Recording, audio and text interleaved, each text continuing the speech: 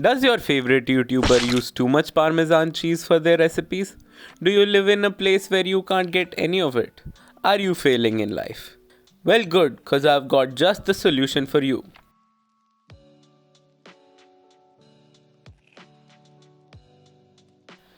Just like all the other people who do not compromise on the ingredients, we're not gonna cheap out on our ingredients as well. First thing you'll need is the cheapest, most processed cheese you can find. Just make sure that it's in a block form like this and not a cheese slice. This cheese is too soft and squishy. If I grated it now, it would fall apart on the grater. Second thing you'll need is a container. I like to do this process in PTFE plastic containers for two reasons. One, it is really better for the environment as the more plastic we use, the sooner we die. Two, we could use glass containers but they break really easily. And C, because I like the fact that these are stackable, easy to store and can be reused over and over again. The third thing that we're gonna use in this technique is, you guessed it, it's crack cocaine. I'm just kidding, it's meth. Okay, I'm sorry, it's not meth, it's salt. So the first thing we're going to do is we're gonna make a little salt grave for our cheese, making sure to spill some salt from the side to show how unprofessional we are. We need to make sure that the salt is spread evenly on the bottom. If it's not spread evenly, we're gonna do what I do when I cannot open something. Now we're gonna bury our little cheese baby in the salt grave. 1 week later. So what happens is that since the salt is a desiccant and the cheese has quite a bit more moisture, the salt absorbs the water from the cheese, and in exchange, the salt goes into the cheese, thus curing the cheese. Now we are going to become grave robbers and take out the cheese. So after the week, you can see that the salt has absorbed quite a lot of moisture from our cheese, and essentially it has cured it and darkened the color of the cheese. We see that the cheese has firmed up quite a lot.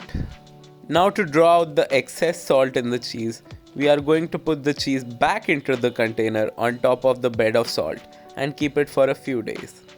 Several days later. After the first curing, there is quite a bit more salt inside the cheese than outside the cheese.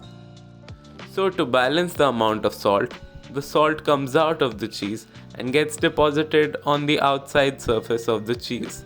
And also, due to the moisture loss, the cheese hardens and darkens in color and concentrates in flavor. I like to cut the cheese in half so it is easier to grate and hold. Also, haha, cut the cheese. I don't know what's wrong with me, a 12-year-old could make better jokes. Now to use the cheese, you could just grate it.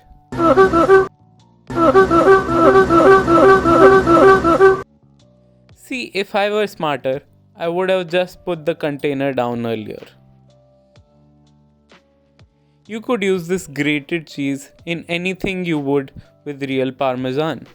For example, your pasta, your mac and cheese, your garlic knots, and pizza.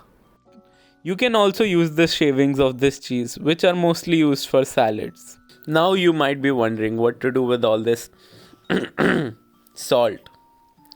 Option 1, you could snort it. Option B, you can dehydrate the salt in a pan. We can do it by putting the salt in a pan and then keep on heating and stirring the salt, trying to break the clumps in the salt as the moisture will be trapped between them. Like these ones. If you want, you can dehydrate the salt on a high flame, which kinda roasts the salt due to the cheese fat going into the salt. Roasting the salt gives it a cheesy aroma instead of the severe self-confidence problems that I got when I got roasted by my friends. I like to keep flipping the salt mixture, which achieves two things. It keeps cooling the salt. Second, because it makes me look dope as fuck. It also helps you with practicing flipping in a pan.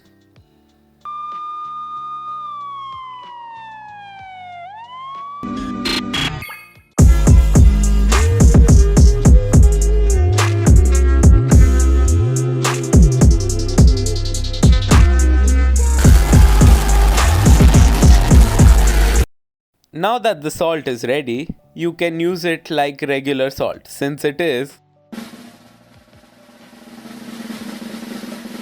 salt. The best thing about it is that the cheese is now shelf stable. The only downside to this cheese curing process is that it does not contain the salt crystals like you would find in an aged Parmigiano Reggiano. Thank you so much for watching the video. I would really like to do more stuff like this.